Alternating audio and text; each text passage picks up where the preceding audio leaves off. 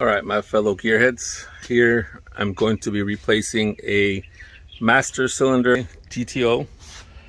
I have the problem where if I rev too high, the clutch pedal will go low and I cannot shift it very fast.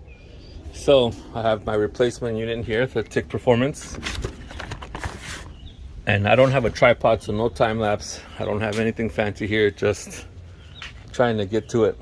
So on the instructions it says to loosen up the brake booster, but I think I found a way around it, so I'll share my way with you guys. First, I unbolted the computer, just swing it out of the way. I'm gonna swing the reservoir out of the way, and if you see down here, I have a stubby 13 down there. I was able to get the first nut off there on the left, behind the booster to the left of the master. You see the nut is off, and then I have my shorty wrench right in there. Let's see if I could get a better angle. I know it's a very tight fit in there. You kind of see it. Let me see if I can get it in focus. All right, there we go. I got a nut on there. The previous owner did upgrade the clutch line, which I will be removing. But anyways, I could manage to get my hand in there and loosen the nut. I got one off already, so I'll get back to it. I am not gonna loosen the the booster, but I will try and get it, sneak it out that way. Right now I'm gonna go in the car, which is probably 100 degrees inside of it, but I will be taking out, holy shit, it's hot. I will be loosening this little guy up here, right up there. I'll be taking that off to pull it out. I will report back with my progress. All right, so here are the two nuts for the clutch master. I was going to use a crow's foot with an extension, but this shorty 13 made a big difference. It's maybe about 5 inches long. Well, anyways, here we go.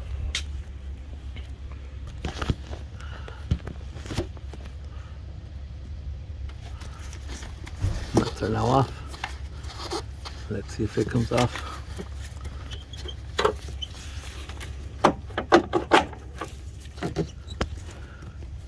Let's see if I can sneak it out.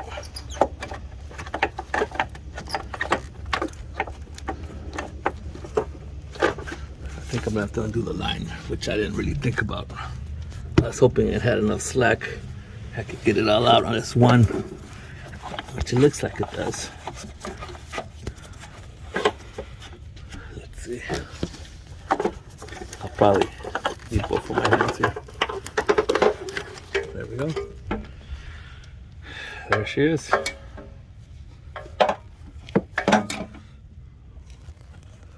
There's the opening for it. So I'll probably just delete the old line completely rather than just let it be in there dangling useless. All right, so I got all the old components out, and I actually have a curiosity here. There's a line right there that is attached coming out of the bell housing on the bottom half, and then there's another line that attaches to this little guy. So I'm guessing this is the pressure side of the clutch. This one attaches to the master, and I'm not sure what the other one is, but I think it's a speed bleeder. I've never seen one personally, but here's all the old components. This was being difficult to remove, so I just broke it off. Wasn't being used for anything anyways. So let me lay out the new components and let's see what happens. Turn off the flash. Right, so this is what the new component came with. It came with this hose. It came with this new line. Here's the new master. Right. Here's these little guys. So I kind of have to read the instructions, but we'll see how it goes. All right, so the reason, well, let me start over. This was attached to the aftermarket clutch sleeve master, And well, I was gonna try and install it and then put that on here, but I guess the reason they ask you to loosen the brake booster is to get this little guy so much thicker than the stock one. There's no way I could sneak it in between the top stud and brake booster, so I am gonna have to loosen it. Darn it. Here's my progress so far. I did have to break the booster loose, and I have that finger tight right now. I'm hoping I can put a air ratchet in there, 13 millimeters. So this is how I got the booster loose. Took like 2 minutes. So I'm hoping this little wobbly 13 can sneak in there. We'll give it a shot. So the first nut was a success. I went for the bottom right. So let me see if I can get that top left one. Let me teach you something before I messed up too bad here. I was going to use the factory bolts, the factory nuts, right? So it says on the instructions clearly to use the supplied ones, but I figured, you know what, it has more of a shoulder, it'll probably clamp down better, but at the same time, I don't know if you see the problem already. If I line these up, let's turn off the flash if you're up. If I line these up, the shoulder here is going to get away from the housing here. So I caught that right now after I've tightened the first one. So these are not going to be used. I'm going to go clearly with what the instructions say to use these. And if I set them correctly, you can see that the shoulder is not going to hit. Lesson learned. Well, back to it. All right, so I got the adapter on. Look at it. And I have, let me see. Nothing sticks. That's pretty good slime. I don't know why it sticks to me. So I got the adapter on, and that's the master. I know why. I got the top nut loose on there. And the test to leave them loose.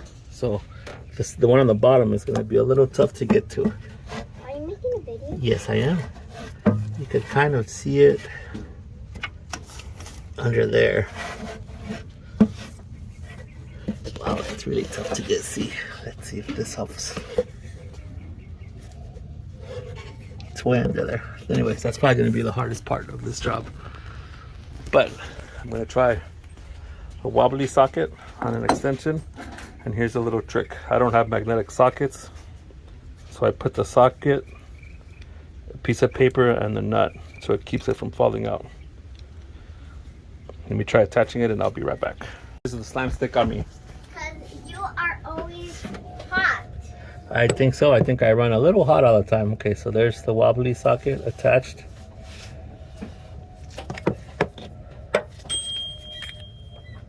Down there. So I'm gonna try and tighten it right now. Actually, I'm gonna try and turn it a couple turns. I don't think I'm gonna have to tighten it yet.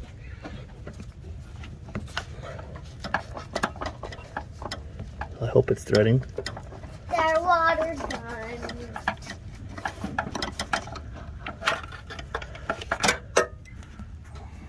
No nut.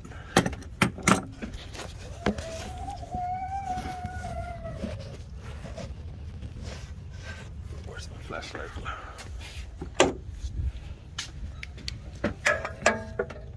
You can see the piece of paper on there. That's where the nut is. There it is. So it should be installed now. If you're using the stock clutch line, which is this one, you'll have to remove that clip without cutting the line, and it attaches here. So the aftermarket line will go to the stock one here. But I'm not going to be doing that. I will probably struggle here, but I'm going to try and use the line they gave me to the existing line already, which is this, the other end of this one. If it doesn't work, then I'll just use this line, but I'll keep you guys updated. All right guys, I'm back. I took the day off today. It was too hot. So let's recap of where I'm at. I got it on here. I got the master on. It's loose. I stopped because I didn't have the correct fitting for the bell housing side down there somewhere.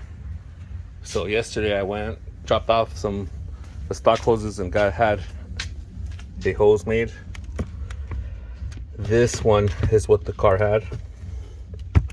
Went to the stock master. This one went to the bell housing side. And this is what the Tick Performance kit came with. As you can see, the fittings are a little different. So you can compare. And here's the transmission side. So I went to his place called Hoseman and I got a custom hose made. Very nice, by the way.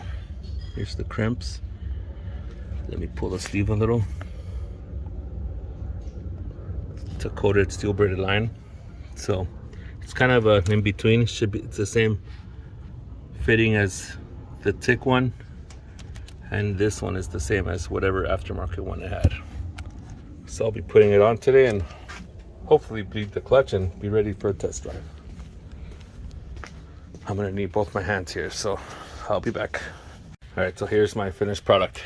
ECM is back in, brackets are back in, the wiring loom is back in, horn back in, the reservoir that the kit came with is right there.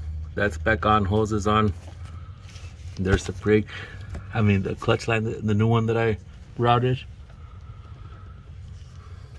And it goes down there.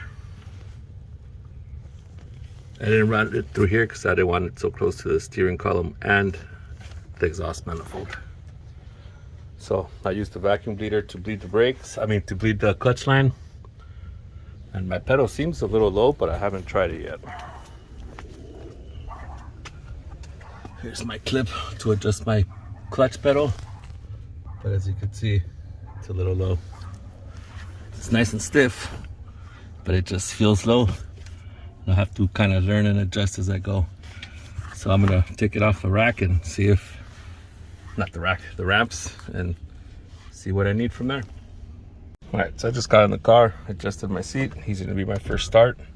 I've had it in first gear, so I'm sure I need to adjust the clutch. It feels too low to me, but let's see, just in case there's a lot of clutch drag, I'm gonna take it out first and put it in neutral. Let's see.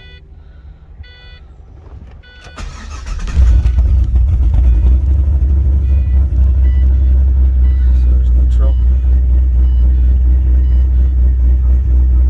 Verify can go into gear.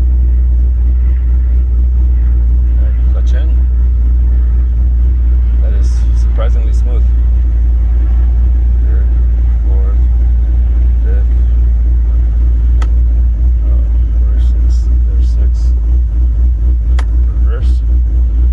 That notchiness is gone going into first and reverse. Let's see.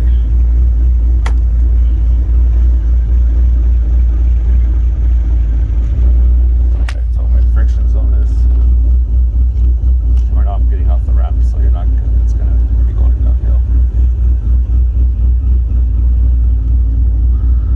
Let's see how it goes.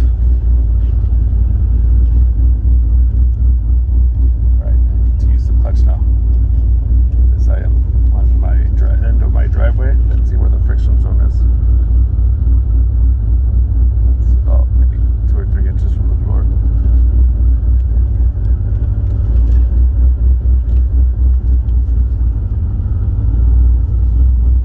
The pedal is a little stiffer. Let me go close my garage, close the car, and I'm going to go on a test drive. My parking brake doesn't work, so I have to leave it in reverse. Alright, be right back. Alright, so I've been driving around to get my car up to temperature. I went by the house and found an open road to kind of give it a little 1-2 shift at high RPMs to see how she feels. Before, anything after about 4,700 RPMs, I couldn't shift fast. I had to shift really slow. So, let's see how this goes. And also at high RPMs, my pedal would just drop to the floor.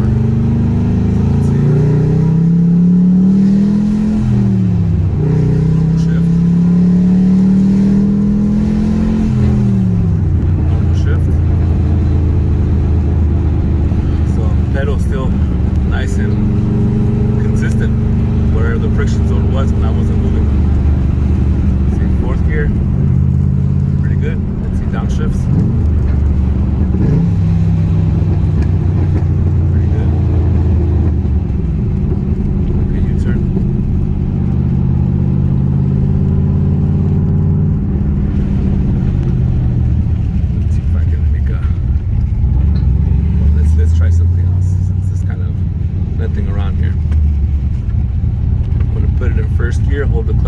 rev it all the way. See if I have any drag.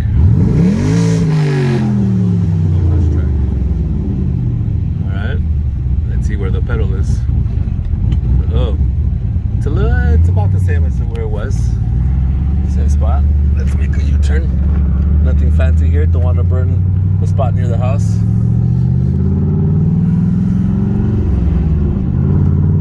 Although it looks like people do run here. Take a look at the street. But anyways, let's do a slightly faster shifting. More throttle.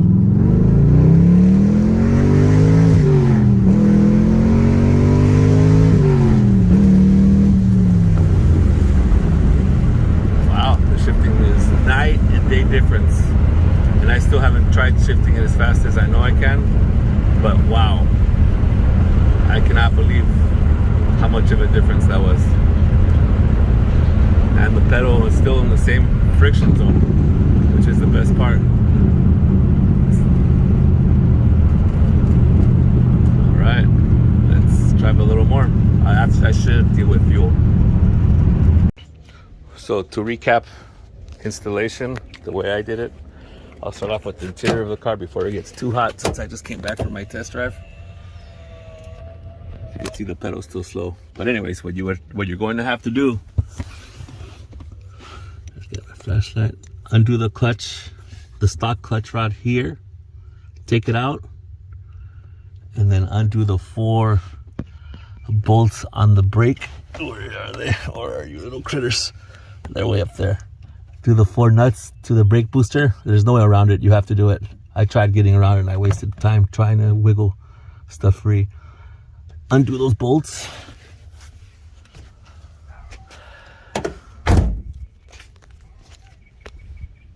But this is what I did. Undo the computer.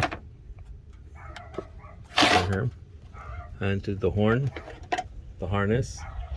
I undid these little guys right here. And then I swung that all out of the way. Howdy. Making a little video. And then I removed the master, wiggled it in place, ran the line, and then bled the clutch. Pretty simple job. I would give it a 2.5 out of 5. It's just time consuming.